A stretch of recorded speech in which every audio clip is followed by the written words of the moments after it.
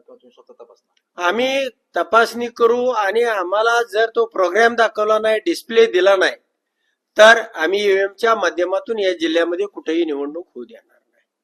अजित पवारांच्यावर लोकसभेत विधानसभेत तुम्ही अगदी कडवट टीका केली होती. आता परत एकत्र येऊन चर्चा केली, हा संवाद साधला कसा? नाही, मला माहित नाही ते एकत्र येतील. मला वाटत नाही की ते एकत्र येतील, कारण पवार साहेबांचा विचार हा वेगळा आहे आणि अजितदादा सत्तेसोबत आहेत. त्यामुळं मला म्हणजे अशी बिर्याणीमध्ये गुळवणी चालेल का नाही मला वाटत नाही. कुठला तरी निर्णय त्यांनाही अजितदादाला तरी घ्यावा लागेल.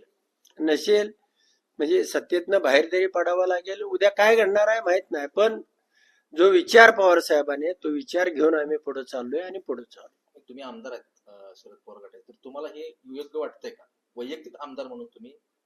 नाही, कल्पनेतनं भविष्यातलं योग्य वाटणं न वाटणं हा 2 नंबरचा भाग झाला. पण मी सांगितलं त्या पद्धतीनं एकतर एकत्र यायचं असेल तर सत्तेमधून बाहेर पडावं लागेल, नसेल तर पवार साहेबांच्या विचारानं पुढे जावं लागेल. अशा पद्धतीचे काही ना काहीतरी धोरण असल्याशिवाय कोणताही पक्ष चालत नाही.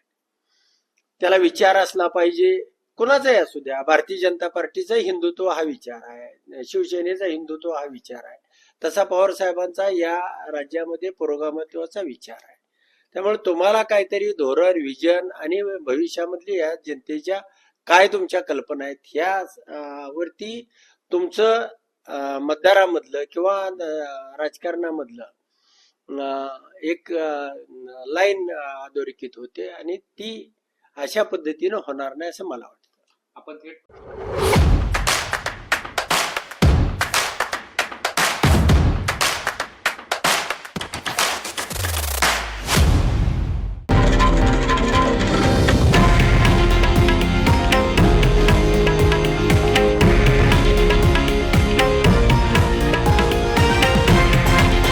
हे आहे देशातील नंबर 1 न्यूज नेटवर्क आणि आपण पाहत आहात TV9 मराठी, एकमेव.